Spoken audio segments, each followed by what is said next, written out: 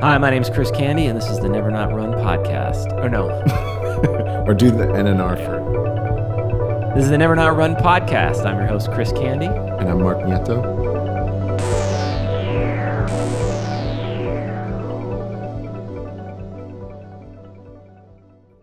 We're back. Welcome back to episode 8 of the Never Not Run podcast. Yes. We're here post-marathon. Mark and I did not run the marathon, Right. but we are here with someone who is no stranger to the Never Not Run podcast. We really should have made this part 2. This is like a part 1 and part 2. Because we have a lot of info to get into with our guest today, but you could do, a small telenovela about this guy. I mean, he's an incredible runner, and he's a good friend of the pods. I've been saying his name wrong for so long, but we're getting it right today. Ladies and gentlemen, Dan Faughnder. Hello. Thanks for joining us, Dan. Thanks for having me. What a delight. What a nice intro. Dude, it was really good bumping into you at the race day Expo. bib pickup. Yeah. Yeah, what a fun event. Am I right? Always a pleasure. So wait, what was your experience at those events prior to the really good time we had last weekend? I truly always go alone, and I just blast through them as fast as possible and pick up any snacks that I want, and then I just get out, especially when it was downtown. Yeah. In the convention center. It was just I don't know. I'm not a big wander around and shop kind of guy. Kind of how I'm not a flea market guy. I just get stressed out if I don't have a goal in mind. Right. And so I would always be in and out in 15 minutes. Just pew. I remember I think before we started doing this, I kind of got excited the first couple of years going, because that was my only contact with other runners. And I would go into the bib pickup event a little too excited and would always leave let down, because I would just have no one to talk to.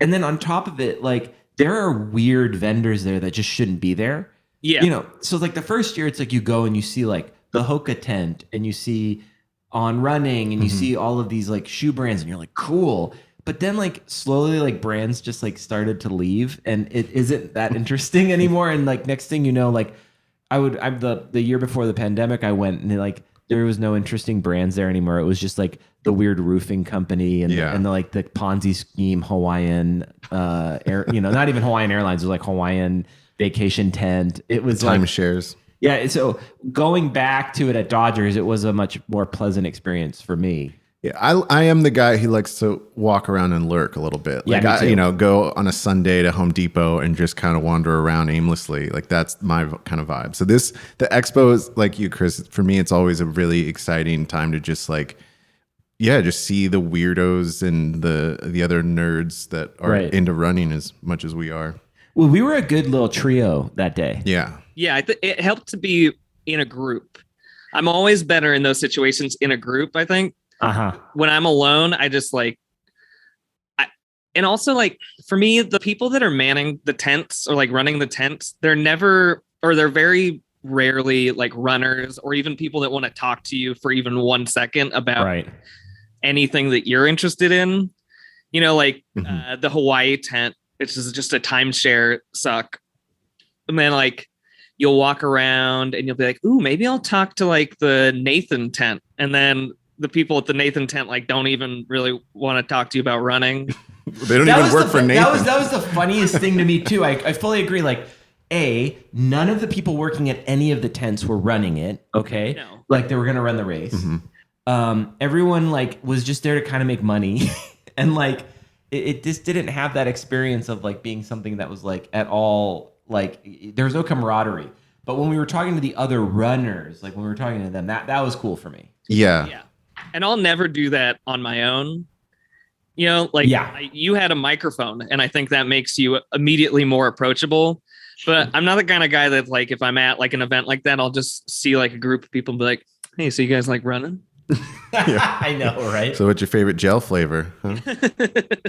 Also, I kind of want those guys to be more engaging than they are. You know, like I really want like the guy that owns, Cleveland, running clinic to be like, oh yeah, I finally get to talk about like what I think is the best performance gel. But you get there and he's just like, oh yeah, salted caramel. It's a big hit. Well, yeah, maybe you think going into it, you're like, oh, this could be like Comic-Con, but for running, but really it's not. It's just commercialism. That's what it is. We want it to be Comic-Con, and it's actually just like, a vacuum salesman's convention in Las Vegas. Well, it's like, it really is just it serves one purpose, right? Which is to just hand out the bibs, and then they try to spice it up with like KTLA and, all the other vendors. Well, when we get around to doing NNR Con down in Long Beach, we'll keep everyone afoot. Yeah. You can make it super nerdy and it'll just be a bunch of weirdos talking in a circle together. Yeah, people could do like cosplay Badwater 135. That's what I'm looking for. You have a green screen and then have people set up in all white, and you can photograph yourself on the Death Valley Highway. Yeah. That's a great idea. Well, we're here with Dan, and we want to talk to Dan about his experience at the marathon, a little bit of your history with running, and get into what makes Dan tick. What does make me tick? I don't know. Hopefully your heart. People are asking. How are you feeling going into the race? Did you feel like you had trained well enough? Because you did the 2021 race, right? So how many months did you take any time off at all before you began training for this one? So I wasn't sure if I was gonna do I think I like knew in the back of my head that I was gonna do the 2022, but I didn't sign up for it until like 3 weeks beforehand, just to give myself an out in case I didn't want to do it. But after the 2021, I just kept kind of doing what I was doing. I've been in a kind of just like a pattern of basically 50 to 60 mile weeks for the past year. And so I essentially kept that going. And then I was on a run streak that was about, I want to say like 160 days. Wow. And then I caught COVID. Right. And then that knocked me on my butt for 2 weeks. And I just took 2 weeks off of running. And then I picked up again at the end of December. Or maybe, no, it was in the new year I started running again because COVID just destroyed all my Christmas plans. And so in the new year, I started again. And then almost immediately, I like knocked something loose in my back. Oh, shit. Oh, no. I fell on New Year's Day or New Year's, like the day before New Year's Eve, as some call it. But I fell, like I tripped and I skinned my knee. And I think that something happened there where I like knocked something loose. Right. And then a week later, after like not listening to my body, I woke up not being able to stand. Oh, no. And so, well, I mean, I could stand, but I could like barely get to the couch. And I just like truly the worst lower back pain I've had in a long time. And so I just kind of like, again, sat it out, walked a little bit for a week, maybe 2 weeks. And then I got back into my semi-normal schedule. But at that point I was like, oh man, I've kind of like messed up my training schedule a bit. Right. So if I can't do the marathon, it's fine. Yeah. Like I'm not going to give myself a hard time. I'll feel a little bit sad. But then I did a 20 and then I took, then I did another 20 2 weeks later. And then I did another 20 2 weeks after that. And I was like, oh, I'm good. Like, let's go. Like, no matter what, I think I can do this. I definitely have like at least the fitness. And then like, again, this is like the weirdest schedule I've ever had. Cause 2 weeks before the marathon, I felt like a little weirdness in my knee. Like not any like serious pain, but just like, you know how sometimes you can just, it feels like there's something going on. Something juicy. Yeah. And so then I just basically took a week and a half off, did a couple of shakeout runs before the marathon, but in my head I was like, oh man, there's a chance that like my body just falls apart in the middle of this thing. And it didn't. So that's exciting. But that sort of happens to me almost before every marathon. I like get something in my head. Sure. Like it's some like, I don't know if it's psychosomatic, but it's like your brain invents like a problem. Mm-hmm. Like before the first marathon I ever ran, I thought I was like having a heart condition. Whoa. Yeah. And then Been there. And I felt fine. And then I went to the doctor afterwards. I was like, hey, I just want to make sure like I'm not having a heart attack. And he's like, oh, okay. Did you do anything strenuous lately?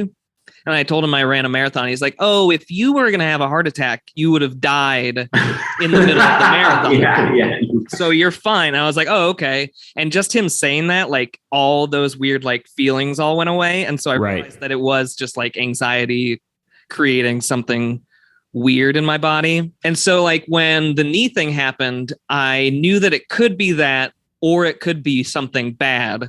So I always err on the side of caution in that, in those situations. So, but yeah.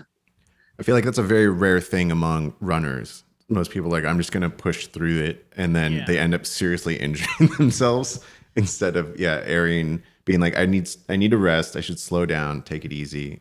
Well, you also always like, if you Google heart condition running, you'll find the Runner's World article about like 13 like heart condition, or like ACAD attacks. It's like you'll find them and they're there and they serve a purpose, but they're also like terrifying because like if you don't really know what's going on with the body internally, like it could be a billion things, and most of the time it's just digestion. But then other times obviously it's real. But your doctor is totally right. Like the reality is with like a very serious condition like a heart attack or a stroke, like you're not going to know when it hits. It's just going to hit and you're going to be out. So just might as well run it. It's just like WebMD. Like if you look up, oh, I have a stomach ache and also my foot kind of hurts. It's like, oh, you have brain cancer. Yeah, exactly. I guess so. So you've run the marathon now. This is your 4th LA marathon. Yeah. And what is, I guess, between 1 to 4, what's the journey? Like, where are you at? Where are you looking to go? I think right now I'm just like happy to keep on being able to do it. Sure. And like making it sort of a one time a year thing. And then maybe possibly adding in like a second one. Like, I've thought about adding in like a vacation run, in between, marathon or. Yeah. Okay. Or maybe like I've talked about maybe doing like the Big Sur half marathon, or like even like the Death Valley half, or, even one of the like the kind of cornier ones, like the, rock and roll half marathon. We got to do one of those. Yeah. No, I got. Let's do that. Let's do it. Yeah. It's in February every year. I looked up. So it kind of works out as far as like training for the LA marathon. That's true. But yeah, I think I want to keep LA marathon as like my home base, that I'm sort of like every year I'm going to train for it. It's also nice to have that over the holidays, to have something to work on. But yeah.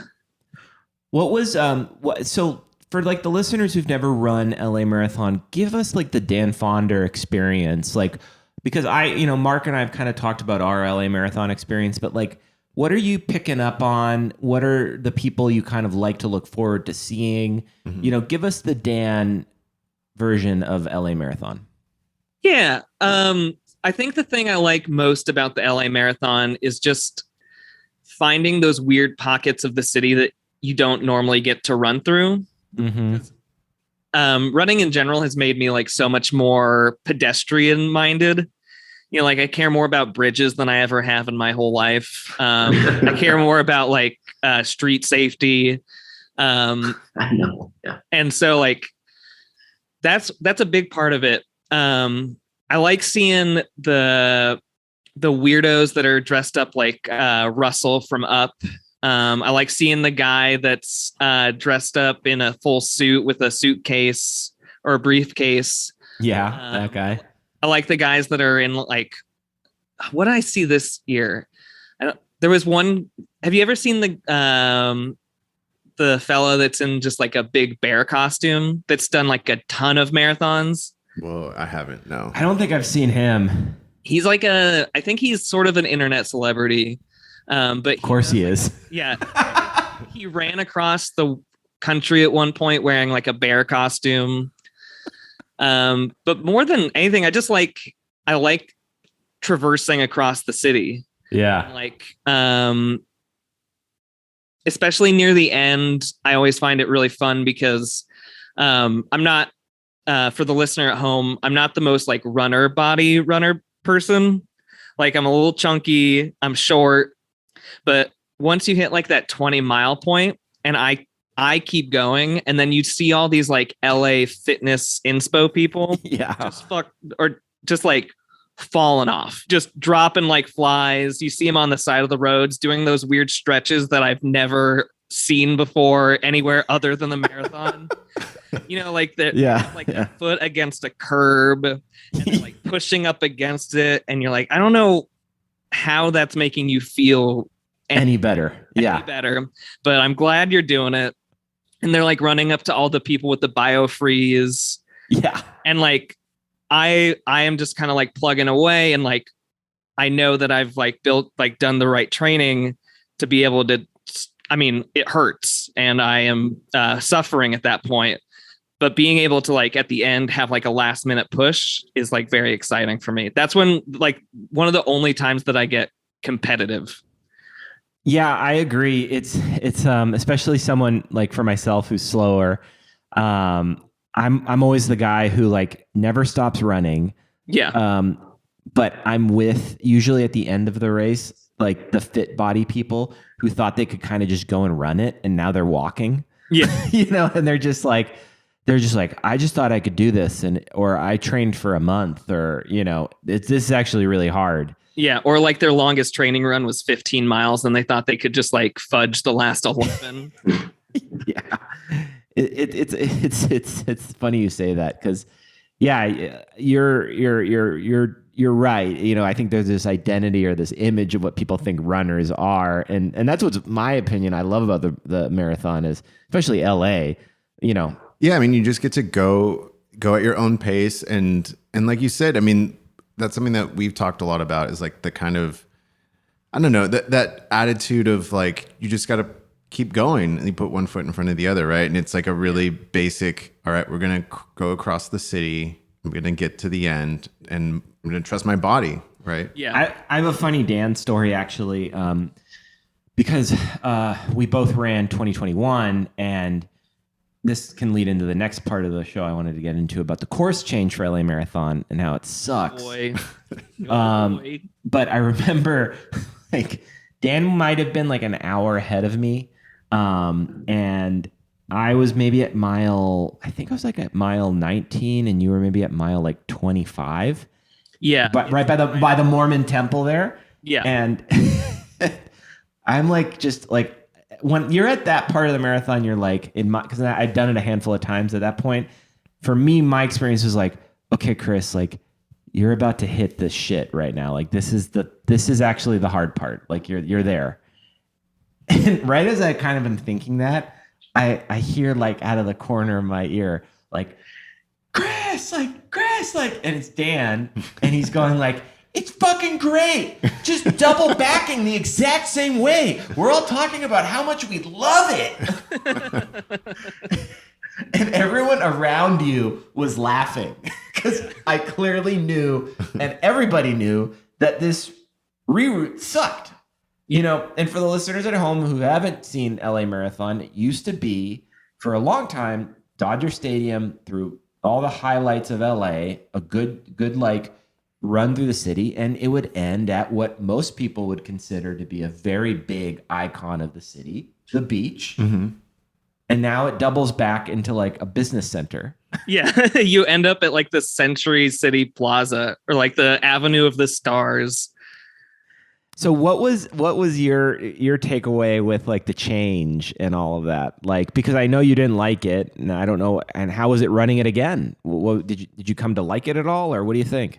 It is funny because I still don't like it, and I don't like the way that it ends. It feels so much more anticlimactic now. Because even like the end of back when it was in Santa Monica, it was almost like the last mile. You were just surrounded by people cheering and telling you were almost done. Yeah. And that is still sort of the case, but it starts later and you're also going uphill. Yeah. And it's much less crowded because way less people want to go to Century City than they do Santa Monica. And then you make this weird turn, and then it's not like 100% clear where the actual finish line is. Yeah. So I ran and I was like, okay, I think I'm done now. And then I wasn't quite done. I was like, okay, I got to go a little bit further and then I'm done. And then I was done. And I was like, I feel better about it now, especially the second time because I was ready for it. Sure. But I think last year I like kind of got bummed out because it was so anticlimactic. And my first 2 marathons, I basically ended them like crying because it was it was like, it's so beautiful and everybody's cheering and you can't believe you've done it. And this one, it's like, hey, we did it. And everybody just like, we all thumbs up and we all, walk into a business park and we get our free Heineken and we chill out. How do you get picked up from there? Because when I ended in Santa Monica, we just took the train back, so it was really convenient. Yeah, my wife picked me up and she parked in like the Beverly Hills area and just kind of walked over. They do have parking at the mall. Like, mall, but it's definitely not the same. I will say that the Finishers Festival is in a much better location now. Yeah, I agree. I never went to the Finisher Festival when it was in Santa Monica because it was like in the sun and not in a great, it just wasn't. It wasn't. Yeah, I agree. This is a much better finish. Like you're kind of in this womb of finishers. Like it's like, it feels like you're at like a festival. Santa Monica was like, there's like the beer garden was like in an alleyway and like I would always have more of a confusing ending. I'd end up like having like my post-run cry like on some like weird planter in front of a like CrossFit gym or something. But I agree. Well, I was going to ask if you ran into any of the people that we saw at the expo, like if you saw the Boom Gel people or the Heineken people or the Theragun people at the end. I did see the Boom Gel guys. I picked up 2 Boom Gels on my way. And they're kind of weird. Uh-huh. They do not have a sponsorship with NNR. I had those and I they have a thing going on, but I was talking to someone, Sam Griesberg, got to bring him up every podcast. Talking to Sam, I'm like, you don't want to eat like warm apple pie at mile 12. Like it's too real. Yeah. Yeah. The flavors were too real. Yeah. Which is kind of a sad thing to think about. But I've also like my body has gotten so accustomed to like the goo roctane salty synthetic like, and I just choke it down and I'm totally fine with it. There was something about it was one step too real where I had like a banana peach or and you could feel the banana texture in it, and it was like sort of applesaucey texture. Oh. And I ate it and I was a little bummed out and I just kept going. So when you would go to the expo and Cliff Bar was doing the gels, it's this big Cliff Bar tent. It's like very official looking. There's like a bunch of employees there handing out samples. They're handing out samples of what they're going to give you on the race day. When we went to the Boom tent, it was a Boom tent with like 9, when you go to Starbucks and you see like the like syrup pumps? Yeah. It was like 9 syrup pumps, like clear taped to a table so no one would, I guess, steal them. And then he had these little tiny spoons and you were just like pumping little spoon samples into your mouth. And I hope he's not listening, but he was one of the people that was really eager to know about the podcast. So there's a good chance he is. Well, I'm just saying, as some creative feedback, maybe just have like a box of gels to hand out to people, and not the creepy, sampler. Well, nothing that is like close to Thanksgiving. If your flavors are part of Thanksgiving meal, then you don't want to have that on it at mile 18. Well, yeah, and they were passing out those gravy flavors, and it was really rough. Yeah, I'm not a big goo guy to begin with, so they're hard to get down for me. And he was also really, of course, he's in the goo business. What did he say? He said something to the effect of like, if you're having the first goo at mile 13, you're 3 goos behind. Well, he said a marathon's a 6 gel race. That's such a weird way to describe something. Yeah. Which I guess if you are a strictly goo person, that is probably true, because you probably want like every 45 minutes. But the great thing about the LA Marathon is there's just constantly food around you. Yeah. And it all tastes better than goo. That's true. Like at miles, Was the chili dog person back? Were the chili dog people back? I didn't see a chili dog person. Okay, they're normally there. Don't think I would ever take that up. But there was Home State, which is a great breakfast taco place. Oh yeah. Mm-hmm. They were handing out fresh tortillas at mile 6. And Nice. when I had that, in my head, I was thinking, I can't go back to goo. I just had a fresh tortilla from Home State, and I'm gonna drink goo Roctane blackberry raspberry. Yeah, no, I don't blame you, dude. I did go back, and I did have some goo later on. What else did you take down? Did you end up having a non-alcoholic beer? Yeah, I had some alcoholic beer. Do you have the shot at Brentwood there? Yeah, right at the Veterans Way, I think. Mm-hmm. Yeah. I had a couple Twizzlers. I didn't have any pretzels this time. That's always been a mainstay. Like whenever someone's handing out pretzels, I'll always grab those. And I didn't get a peanut butter and jelly sandwich this time. Man, I'm just getting FOMO thinking about it. It's that race is so fun because like I will be back in 2023.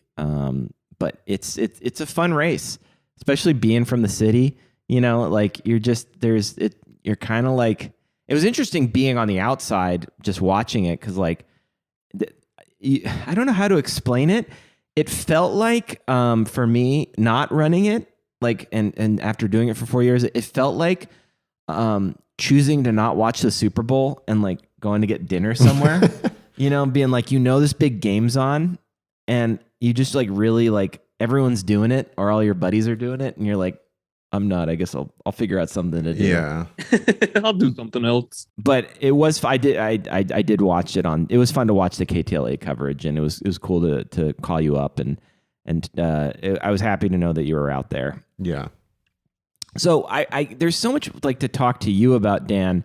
My last marathon question was: you did a shoe switch up. I noticed you went to the Hoka Carbons. What'd you think? I liked it. I had a whole shoe fiasco like a week before the marathon. Oh, I'll touch on it briefly. So I've been running, basically switching between Hoka Rincon 3s and Nike Infinity Flyknit, whatever they call like their big fluffy one now. It's maybe the worst name of any shoe that's ever existed. But so I've been switching back and forth. And about a month before the marathon, I had the idea to try out the Hoka Carbon X, because I'm not normally like a super shoe guy. Like the carbon plate doesn't normally excite me, because I'm like a 10-minute mile runner, and I feel like those don't really necessarily do it. They're really make a big difference when you're running. You have to be doing like 7-minute miles for that to really activate. Right. But I decided at the last minute to give it a try, and I liked it in a couple of my training runs, but I did ultimately want to go with the big fluffy bouncy shoes. Just because, especially like around mile 24, like you want something that's basically like a marshmallow under your feet. Yeah. But I had run my last pair basically into the ground, probably put like 700 miles on them. Jeez. Holy shit. I ordered a new pair through a friend, and they unfortunately ordered me women's sizes. Oh. And it's so funny. The difference between a women's 10 and a men's 10 is not that much. So when I first put them on and I did like a couple training runs in them, I was like, oh, maybe the upper is just like, it needs to stretch. Maybe the Flyknit is like not molded to my feet yet. And then like I was like, no, it feels weird. And so I looked at the order form and realized that they had accidentally ordered me women's size. And so 3 days before we did another order, and I tried to do like overnight shipping. And apparently they don't ship on the weekends for some reason, or they don't deliver on the weekends. And so I was kind of backed into a corner and had to do the Hokas. Okay. But I liked it and I had a good time. I do feel like near the end, it did start to feel a little bit harder, Yeah. Yeah. Especially with that carbon plate. I feel like I definitely noticed it near the end. But overall, it's a great shoe. Did you get to do any training runs before the marathon in the carbons? Yeah, I did probably 3. I didn't do Okay. any like long distance in the carbons. So that's why I didn't want to run the marathon in them. They had a little bounce for me. I think we actually ran in the exact same shoes. Yeah, Like- I think so. And I was looking at them, and yeah, what I remember, I was like really careful for 2021 because I was like, I want this bounce to be their day of. And then like it was there for the first 6 miles. And I'm like, and I had a panic attack and thought I was going to pass out in front of the Comedy Store. and then nothing mattered. Yeah. Well, here's the thing. There's like a lot of questions we have for you, Dan. But I want to do a prop. We both really want to do like, because there's just. Yeah, we want to hear about your running journey, like how you got to be crushing, 20-mile runs on the weekends. And by the way, Dan's in our Strava club on the NNR Strava club, and you are like the leader almost. You and Nathan and Nick Tuttle, got to give a shout out to Nick Tuttle. Like the 3 of you guys are always vying for the top spot. Yeah. In putting the most miles down. Nathan's a wild man. He's crazy. Nathan's actually out here now because we're doing the speed project this week. So, killer. But first, what's up with Eagle Rock Run Club? Because you started that, and I just wanted you to be able to give a shout out for that now. Yeah. And just get that information out. So, what's going on with Eagle Rock? So Eagle Rock Run Club, we meet almost every Thursday. We're taking this week off so that my legs can recover. And also I have another thing going on. But we're going to keep it on the east side of LA. Great. Our next one is going to be next week. And we're going to meet at Frogtown Brewery. And we're going to run the LA River and cross the new Taylor Yard Bridge that just got opened up. Sweet. Hell yeah. It's been in the works for probably 6 years. But we've only done 2 runs so far. It's been super fun. I've never really been like a run in groups kind of person. I've never been like a running club guy. But I got the opportunity to go to Hawaii with my work a couple weeks ago, or I guess now a couple months ago. And while we were there, I sort of became the de facto leader of a little crew of runners. Awesome. We would do like 3 miles. We did a 6 miler. And I found out that I just really liked doing that. And a couple of the people in the group were super new to running or hadn't run in a long time or had never run a 6 miler before. And I just really loved being able to share that with people in a way that isn't like threatening. It's not like a macho run club, like more of just like hey, we're going to go out. Everybody run the pace you want. If you want to walk, you can walk. But we're going to meet up every Thursday and do it. And then the last 2 we've done at Waltz, which is a great bar over here in Eagle Rock that serves hot dogs and beer and natural wine and has pinball. But I think we're going to start, I think Waltz is going to be maybe our home base. And Cool. then we'll start, branching out, maybe doing like Highland Park Brewery at the Hermosillo. Frogtown is really close. And then just like helping people explore different routes in the area. Yeah. Because I found that that's a question I get almost more than anything. It's just people wondering how to find where to run in the city. And I've been doing it in this area long enough to where I have, 100 different routes for 100 different distances, and a 1,000 different difficulties. And so if I can like impart even like a tiny bit of that to someone that was nervous about running because they don't want to run in the city for whatever reason, or they don't know how to put together like a 3-mile course, like that's sort of the goal. That's great. Yeah. Yeah, I'm gonna definitely be out there when you you get started back up. I'll be out there for the return at Frogtown. That sounds like so much fun. Yeah, it's gonna be super fun. So, how's the body feeling? It feels pretty good. I have some soreness, mostly in like the quads, which is surprising. I don't have any knee pain, which is a godsend. And so I went out this morning for a little 3-miler. Great. Just take it slow and shake it out. Yeah, kind of shake out that weird like soreness. And I feel good. Again, still sore, but yeah. I did a little percussive gun this morning. You got the double gun. Yeah, I got the double gun I'm missing the double gun. So we normally end things by asking people what the runner's high is, but maybe you can bring it into the 2022 LA Marathon and say, was there ever a moment where you felt a runner's high? Like where were you in the race, in the city? Like what was going on? Who was around you? Yeah, it's actually pretty like predictable every time for the LA Marathon for me. There's always a moment, probably right around mile 14, or maybe like 10 to 14, where you're running through Hollywood and it's just kind of straight and you don't have to think about anything. Yeah. And when I'm doing like long distances, right around that point is where I sort of feel like I could run forever. Like your legs at that point are just doing what they've done. You've beaten them into submission at this point. So they know that you're not going to stop. Yeah. And that's always when I turn on music during the LA Marathon. Like I don't normally listen to music until about halfway. And so when I can just like put on like whatever playlist and zone out and not feel anything, that's sort of the runner's high for me in the middle section. And then there's always the end where it's like mile 24. I know that there's no way I am not going to not run the 2 more miles.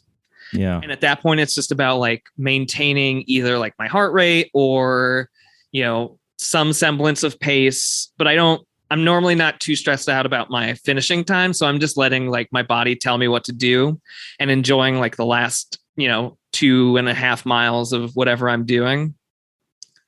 And just like realizing that I'm going to do this thing that I have worked for, 6 months to a year to do. And it's just like the bet. Like I always get goosebumps, and when it's ending in Santa Monica, I cry. But yeah, that's sort of like the runner's high, is just when you realize like when you are achieving something that like most people can't, and you are not even sure why you can do it. Mm-hmm. That's sort of like the secondary high. Oh man. Awesome. Bless it, dude. Dan. Yeah. Congratulations again. Congratulations, man. Those miles were earned, dude. Well, you got to come out next year. Oh yeah. 2023, we I will be back with some. Sign the petition to get it to end in Santa Monica again. We'll start protesting outside the McCourt Foundation. I'm going to run for mayor, and my only thing I'm going to promise is that I'll bring the LA Marathon back to where it should be. For mayor of Santa Monica, then. I'll run for both. That's your other campaign is you're going to put Santa Monica back in LA. Yeah, I'm going to put it back on the map. Well, Dan, dude, thank you so much for the post LA Marathon 2022 wrap thanks. up. Yeah. Of course.